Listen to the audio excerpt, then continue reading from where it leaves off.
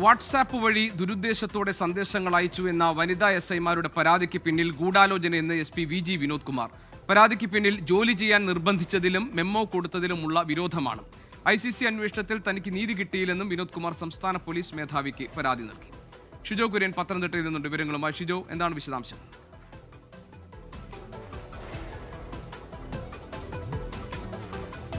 പത്തനംതിട്ടയിലെ മുൻ SP VG Vinod Kumar തന്റെ വാദങ്ങൾ വീണ്ടും ഇങ്ങനെ ആവർത്തിച്ചുകൊണ്ടിരിക്കുകയാണ്.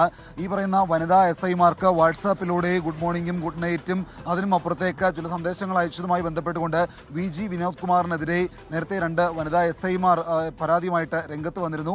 അത് അന്വേഷിക്കാനായിട്ട് മെറിൻ ജോസഫ് IAS നേതൃത്വത്തിൽ ഒരു ഇന്റേണൽ കംപ്ലയിന്റ് കമ്മിറ്റിയെ നിയോഗിക്കുകയും ICC അതുമായി ബന്ധപ്പെട്ടുള്ള അന്വേഷണം നടത്തുകയും ഒക്കെ ചെയ്തതാണ്. അതുമായി ബന്ധപ്പെട്ടുകൊണ്ട് നിരവധിയായിട്ടുള്ള ആരോപണങ്ങൾ ഉയർന്നു വന്നിരുന്നു. പക്ഷേ ഇതിനകത്ത് VG വിനോദ് കുമാറിന്റെ വാദം എന്ന് പറയുന്നത് തനിക്കെതിരായിട്ട് ഉയർന്നു വന്ന പരാതി ഗൂഢാലോചനയുടെ ഭാഗമാണ്. തന്റെ ഭാഗങ്ങൾ ICC പൂർണ്ണമായിട്ട് മുഖവിലയ്ക്ക് എടുത്തിട്ടില്ല.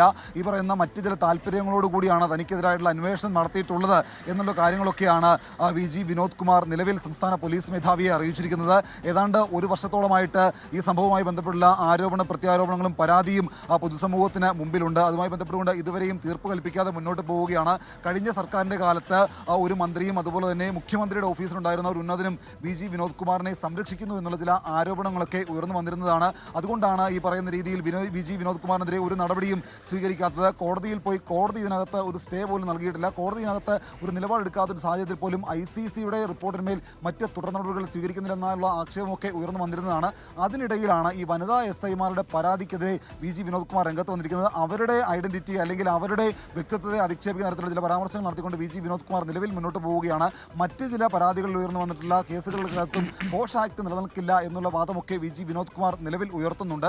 എന്തായാലും ഈ സംഭവത്തിനകത്ത് ഗുരുതരമായിട്ടുള്ള അന്വേഷണം വേണമെന്നുള്ളത് തന്നെയാണ് ICC-യുടെ ഭാഗമായിട്ട് അന്വേഷണം നടത്തിയ മെറിൻ ജോസഫ് IAS-ന്റെ റിപ്പോർട്ടിൽ പറയപ്പെടുന്നത്. അതായത് ഗൗരവതരത്തിലുള്ള പരാതികളാണ് ഉയർന്നു വന്നിരിക്കുന്നത്.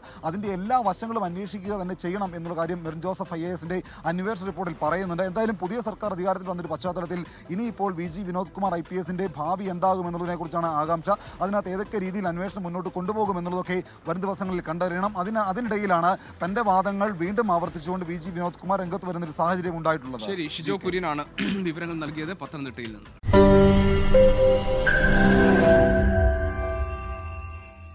ലോകത്തെവിടെയായാലും ഏത് സമയത്തും 24 വാർത്തകളും ഓഗ്മെന്റഡ് റിയാലിറ്റി പാക്കേജുകളും എക്സ്പ്ലെയിനറുകളും വിശദമായി കാണാൻ ഞങ്ങളുടെ YouTube ചാനൽ നിങ്ങൾക്ക് സബ്സ്ക്രൈബ് ചെയ്യാം.